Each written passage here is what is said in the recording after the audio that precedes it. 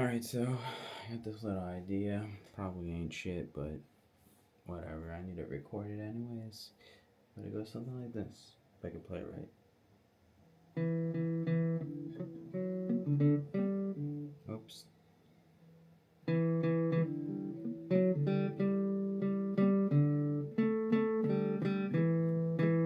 Oh, wait.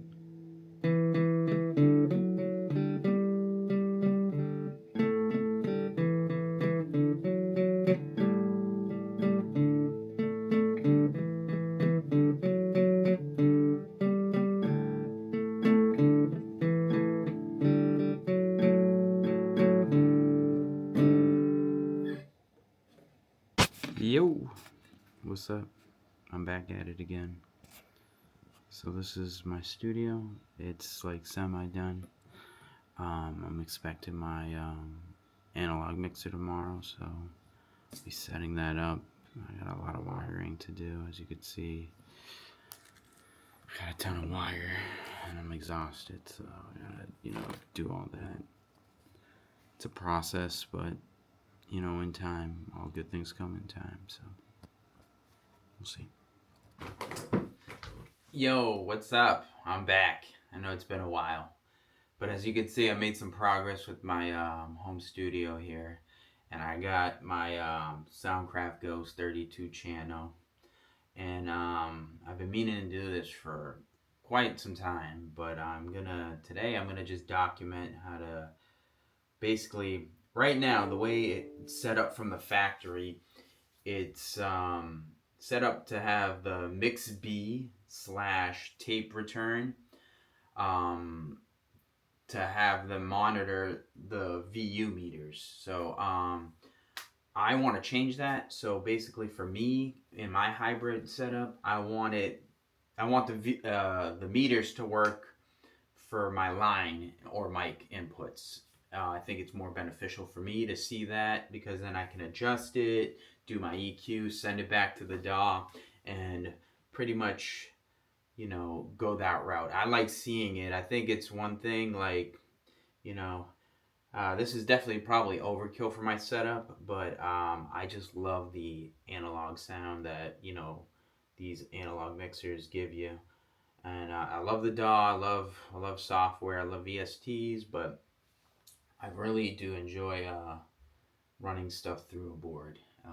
As you can see, it's definitely overkill. I definitely didn't need 32 channels. I just ended up, picking this up, and it's just here now. So basically, what I'm gonna do is I'm gonna show you what I would do. It's a extremely heavy board. It's about 118 pounds, and it's kind of difficult to move. So I'm gonna, have a video, probably a time lapse of sort, because I'll be listening to music while doing this, and then when I finally get to open it up and show you the meat and potatoes of this whole process, you'll be able to see exactly how to, set the jumper the correct way to monitor the input levels. So I'm going to get into this right now and take you along for the journey and just documenting it. There's not that much on, well, there is, but there isn't on the Soundcraft Ghost. And the people who know, they know.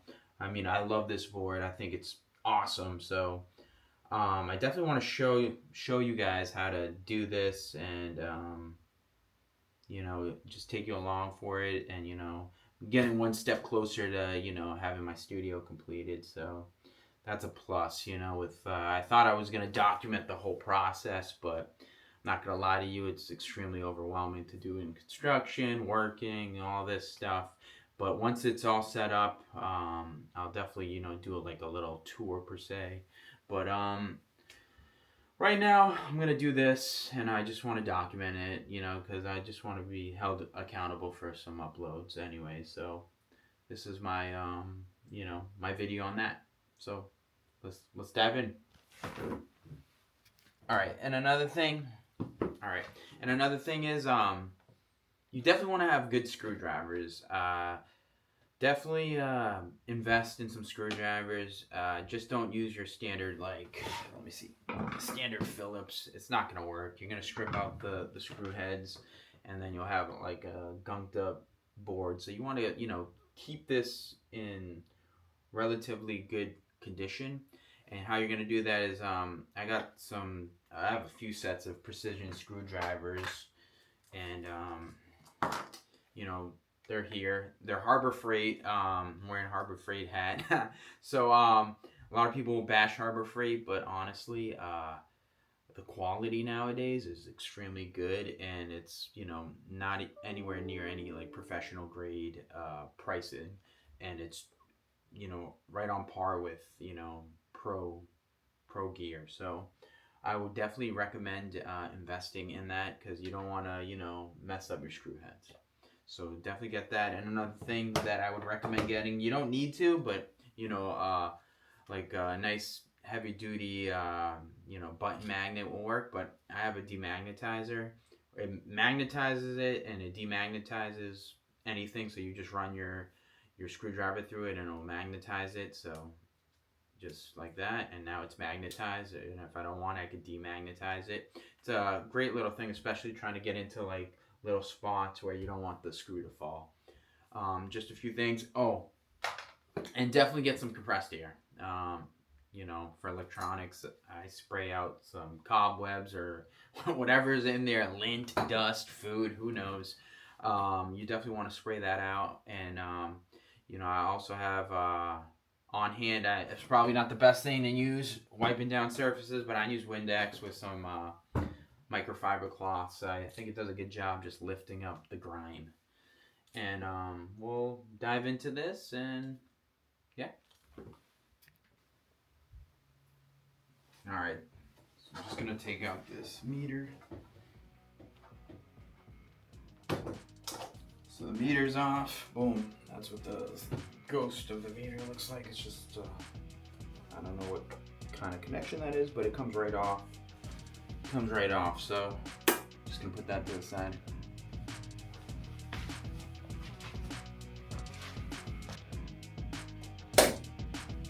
I'll get it out. I'll get it out after. I'm gonna need a little bit more room to work with. But yeah, pretty much that's what you'll deal with a lot of vintage and old stuff. Sometimes the screws break, and I just want to chase these threads real quick before I move on, so you can just make sure it's seated fine. That way I can just put better screws in there. So here's what it is. It's part of you know, dealing with a lot of like the vintage gear and stuff like that. You know, it's just gonna break. Sometimes it's just gonna break just from being old, and you know, just been sitting there, it doesn't want to move, and sometimes we just gotta move it. So right now I'm just gonna reposition this because the jumper is located in the rear portion PCB, which there's the channel strip, and then this is like the audio in and out PCB. So that's what I need to get to. And a good tool that we're gonna use is gonna be a nice needle nose plier. This is my Leatherman. So I'm just gonna reposition this, and I'm gonna go and show you how to do that. All right, so you definitely want to power this down. I'm gonna move it. I'm gonna probably flip it. I don't know yet. We'll see. This is one heavy board. Oh yeah, but I think we'll be good. I'm gonna get it on one side right now.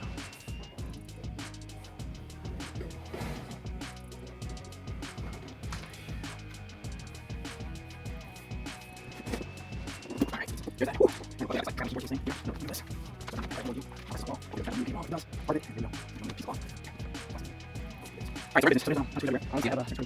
So there's a ton of screws everywhere.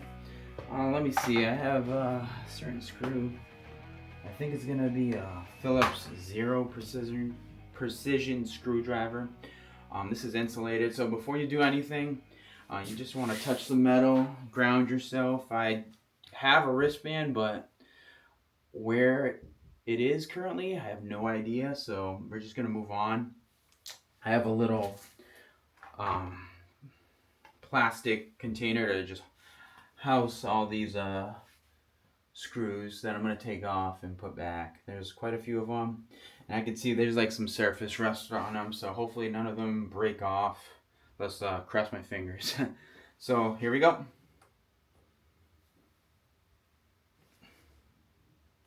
Okay, that is not a good sign. That is not a good sign. Let's try a different size. Not happy on that. Oh, I don't like that. Oh, excellent. So correction is going to be a Phillips 911 Precision. That seemed to really bite down on it.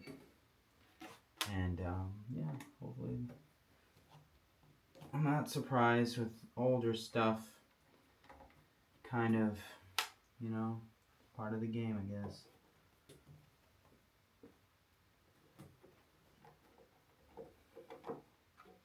Definitely don't want to use power tools for this. I have them. You definitely don't want to do it. Reason being, if it starts to strip, yeah, it's not going to be a good day. Well, overall, this board is pretty clean. I mean, you got some like scratches, but if you felt how heavy this is, that's pretty good actually. So I'm just going to continue on. You know what? One of the things with doing your studio and stuff, it's, I don't like that.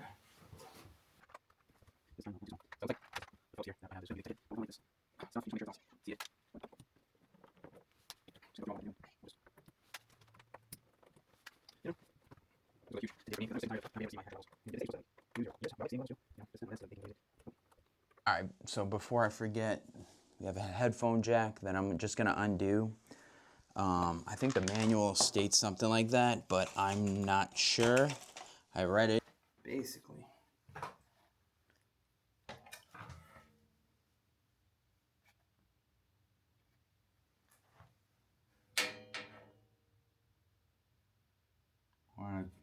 I want to just get that. There's a ton of dust. So what I'm going to do is just, it's right there. Hold on, let me get a better angle. Sorry, guys. But that's it. Boom, right there. Just going to unplug that off camera so I can show you. Alright, so basically this is what we're looking at in the Soundcraft Ghost. All these ribbon cables. But before I put the cover back on, I'm going to just make sure that everything's pretty much connected. Nothing's jarred out. I'll spray it out. Product code over here, well, date manufacturer code is right here. It's gonna be 0806. I think that's August 2006 when this board was made, so it's relatively new. I can see a lot of grease that's still on the faders, which is a good sign. I'm just gonna inspect the majority of these channel strips for any, you know, leakage of capacitors, resistors burnt out, clear out a lot of the cobwebs, check the grounds, and go from there. Alright, so this is what we're looking for. That little black piece right there that says channel tape return meter source. Currently, the setting from the factory is going to be from tape to meter source. So what I want to do is see the meter working while it's line inputs coming in, whether it's keyboard, guitar, whatever. So I'm going to need to move that jumper right there over one. So I'll show you what that looks like. It's kind of difficult for me to do this with a camera. So I'm just going to do it off camera and then I'll just show you what it's supposed to look like. But this is what you're looking for. And now, as you can see, that's what it's supposed to look like. And I need to do this to all 32 channels. Just in case you get lost, these are the channel strips right here. And this is what we're looking for. And that's the changed one. So let me get into focus. And that's what we're looking for. As you can see the bottom one, it's not jumped in the correct position. So I need to do that. Alright, so basically, I'm going to be jumping in. I'll just have a video of me using the jumpers now. Just doing the other 16. And here we go.